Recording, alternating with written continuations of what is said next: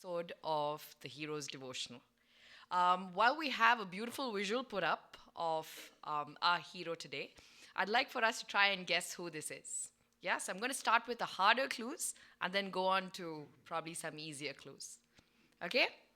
Um, this hero was the first name change recorded in the Bible. I just came up with that one while I was sitting there listening to Godfrey. The first name change in the Bible. Anybody? Jacob. The first recorded name change in the Bible. Noah. Okay. The first recorded name change. Like when someone goes from Kokila to Kate, for example. You know? Or you'll get the context, right? So the first recorded name change in the Bible. He was named something and God renamed him something else. Abraham it is, yeah? So Abraham was named Abram by his father, which means the father is exalted. And God went on to rename him Abraham, which is the father of many nations. Okay? The caption for today is Go and Believe Anyway. Abraham, the chosen one. When you and your family want to take a trip, the first thing you probably do is decide where to go. Isn't that right?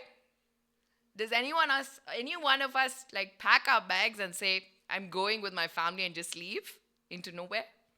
No, right? And we even go a step ahead. We plan the place that we're going to.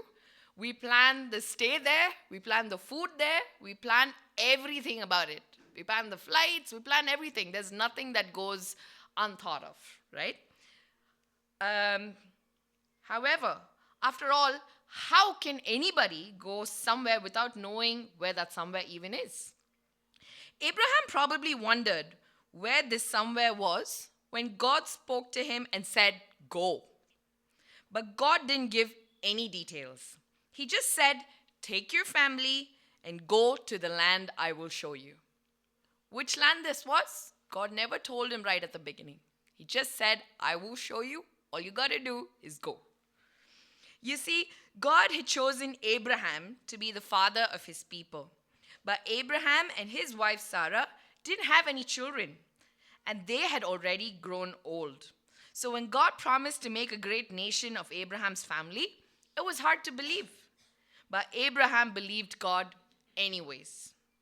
And even though he didn't know where God was leading him, Abraham packed up.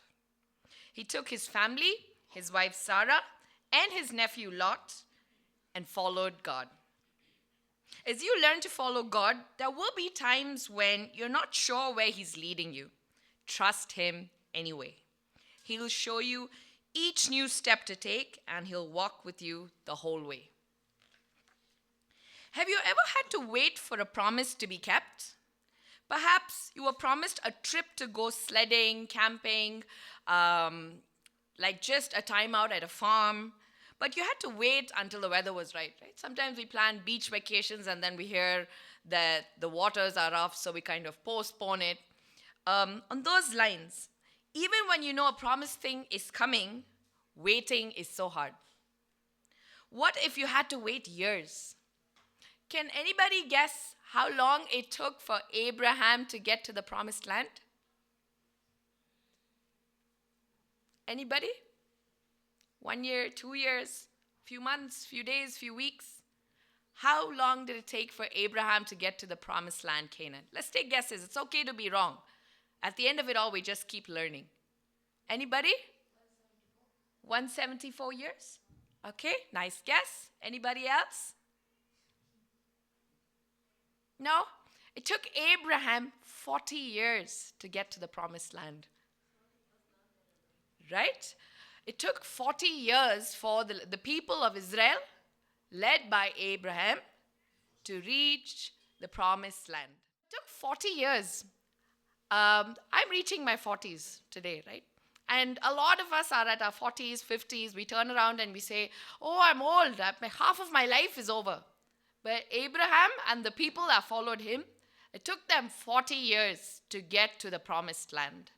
But yet, all they did was follow God's instructions, right? Now, talking about promises, what if you had to wait so many years? How hard would it be to keep believing in the promise? When God told Abraham to leave his home, God promised to make his family into a great nation, even though Abraham had no children. Years later, after Abraham and Sarah reached Canaan, the land God sent them to, they were still childless. But God said, I will give this land to you and all of your offspring. Still later, God told Abraham to count the stars. Just as the stars are many, so will your descendants be. Abraham didn't have one child, much less a whole starry sky's worth. It seemed impossible, but Abraham believed anyway. He didn't know how or when, but he had faith that God would keep his promise. And God blessed him for that faith. The Bible is filled with God's promises to you. You may not understand how or when God will keep those promises, but believe him anyway. Even when the wait is hard, he will keep those promises fulfilled. If you would like to learn about the life of Abraham, your reference would be Genesis 12 to Genesis 25. Quickly move on to the hero training that we have for this week. Abraham could have made up excuses not to go.